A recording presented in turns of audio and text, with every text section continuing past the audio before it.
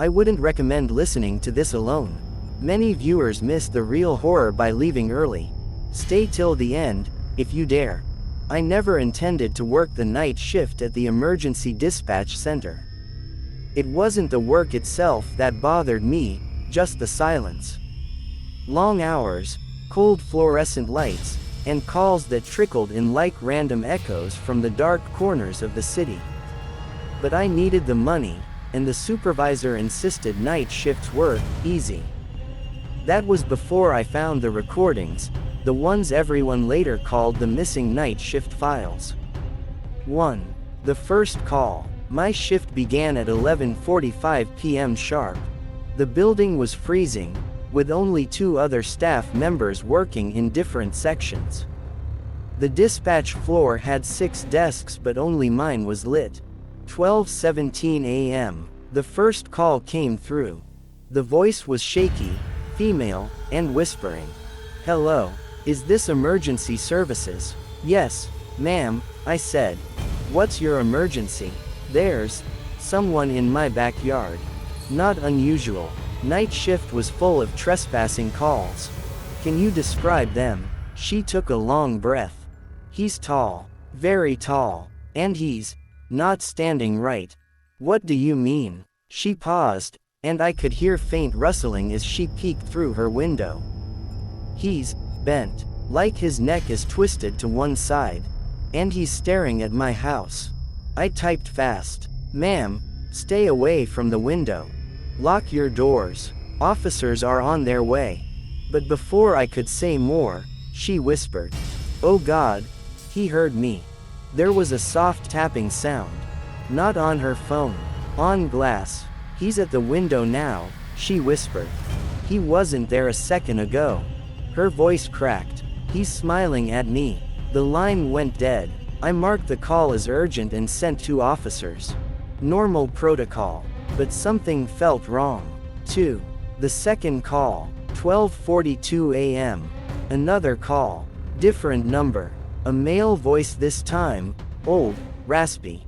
"There's a man outside my barn." For a moment, the words mirrored the previous call exactly. Too exactly. "Sir, can you describe him?" A long silence. Then the man whispered, "He's tall, neck bent to one side, standing still." My stomach tightened. "Is he moving, sir?" "No, but his shadow." The man sniffed loudly. "It's moving." "What do you mean?" "It's crawling across the ground. Like a dog." My hands froze over the keyboard. "And the man, is he moving?" "Still standing there, but the shadow is almost at my door." A second later, the man yelled, "Hey, get back." Then heavy footsteps. A loud crash. I shouted into the receiver, "Sir." "Hello." No answer. Then, faintly, a low growl. Not human. The call ended. My breath hitched. 2 identical figures reported in under 30 minutes. Impossible. Unless it was the same thing. 3. The police reports. The responding officers from the first call returned around 1:10 a.m. No sign of forced entry. No intruder. But also, no woman. She had vanished. Her house was locked from the inside. Only her phone lay on the floor, screen cracked. A half-finished cup of tea sat beside the window she had described. The officers were visibly shaken, though neither admitted it. "One thing," one officer said, scratching behind his ear nervously. "There were footprints in the backyard." "That's normal," I said. He looked at me. "No, you don't understand. They weren't right." "How long?" "Too long. And deep. Like whoever made them weighed 400 pounds. My mouth went dry. "What about the second call?" He hesitated. "We're still searching," he said quietly. He didn't meet my eyes. 4. The third call. 1:33 a.m. The third call changed everything. A teenager answered, breathless, panicked. "Please, please help me. I'm in the old Pine Ridge Tunnel." "What are you doing there at night?" "We were exploring. Something chased us." "Who's with you?" My brother and 2 friends. But, he choked. They're gone. All of them. Gone how? I pressed. He sobbed. It took them. Who took them? Silence. Then, that tall thing. The one with the broken neck. A cold shiver shot through my spine. How do you know his neck is broken? Because I heard it crack when he turned around. The line shook with the boy's trembling voice. He doesn't walk right, his legs bend the other way, and his shadow, oh God, his shadow isn't attached. It crawls on the ceiling. I felt sweat on my forehead. Okay, stay calm, stay where you are, I'm sending help. No, the boy screamed. He's here. The sound that followed wasn't human. It was a wet dragging noise, like something pulling itself across concrete. Then a choking scream. Then nothing. Call lost. 5. The cameras. The Pine Ridge Tunnel had CCTV feeds monitored from the dispatch center. I pulled up the live feed. At first, nothing but darkness. Then slowly, something moved. A tall, thin silhouette, blacker than the tunnel around it. Long limbs, neck bent at an impossible angle, head twitching in tiny, rapid movements. Its shadow clung to the ceiling like a spider. I leaned closer. The figure turned, fast, as if it sensed me watching. I swear its pale, distorted face stared straight into the camera. Then, smash, the camera feed went black. I pushed away from the screen, heart pounding. 6. The supervisor's office. I rushed to my supervisor's office.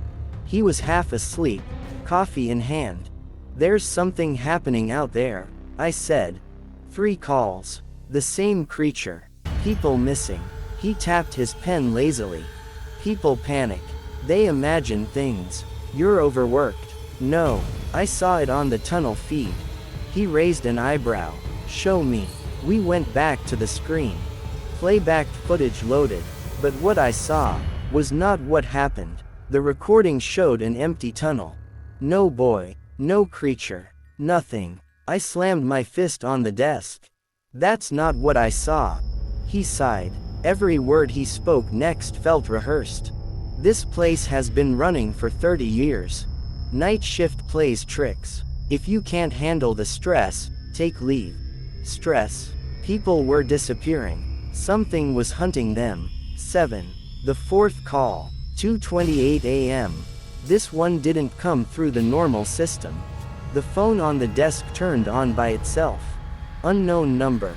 I answered slowly. Emergency services. What's your situation? No voice. Just breathing. Heavy. Wet. Distorted. Who is this? I asked. The breathing grew louder. Then a whisper. Deep. Glitching, like it came through broken speakers. Behind you. My blood turned to ice. I didn't turn around. I couldn't. The lights above flickered. The whisper returned. Turn around. Something cold brushed the back of my neck. I spun. Nothing. The entire dispatch floor was empty. The phone dropped from my hand. 8. The police returned. At 3:05 a.m., the officers returned from Pine Ridge. No boy, they reported. But we found a mark. A mark.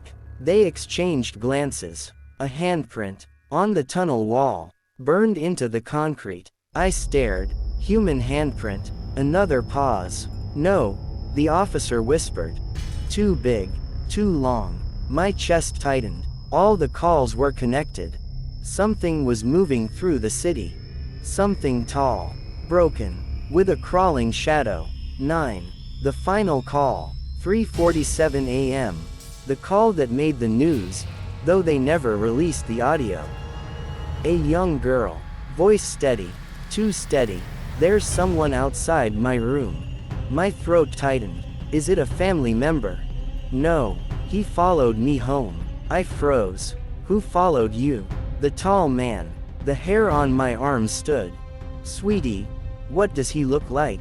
He smiles a lot, she whispered. Even when his head is sideways. I swallowed hard. Where is he now? Under my bed. My blood went cold. Stay still. Don't move. He wants to talk to you, she interrupted. What? He told me his name. The line crackled. What's his name? I said softly. Her tiny voice whispered. He said, you already know. The call ended. 10. The power outage. Without warning, every light in the building shut off.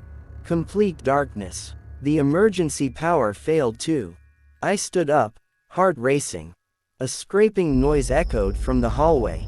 Slow, dragging, uneven. Something moved past the dispatch room door. I held my breath. Then, tap, tap, tap, fingers on glass. I turned toward the window beside my desk. A face stared in, pale, broken, smiling. Its neck hung loose, as if only skin kept it attached. The shadow behind it crawled along the ceiling. I gasped. The face pressed harder against the glass, leaving a long smear. Then, crack. The glass slowly split. I ran. 11. Escape. I bolted down the hallway, the dragging steps echoing behind me. The emergency exit was only 20 meters away. I pushed through the metal door. Cold night air hit me. But the parking lot was dark. Empty. Except for one thing. A tall silhouette standing under the flickering streetlight. Neck bent, arms dangling, shadow crawling around it like a living creature. I backed away slowly. The creature twitched, then moved. Fast. I sprinted behind the building, hid beside the generator, chest burning. The creature's footsteps approached, then stopped. Silence. A whisper echoed inches from my ear. Found you. I turned, but it was gone. Vanished. 12. The aftermath. By sunrise, the building's power returned. Backup staff arrived. My supervisor listened to everything I told him. His response: there were no calls last night. What? He showed me the system log. Blank. Every call. From the woman, the farmer, the tunnel boy, the little girl. Deleted. Even the CCTV footage was wiped. Only one thing remained. A single audio file with no timestamp. I clicked play. A distorted whisper filled the room. See you next shift. The end. If this story stayed in your mind longer than it should, leave a like, subscribe to Grim Wave, and tell me in the comments what part disturbed you the most.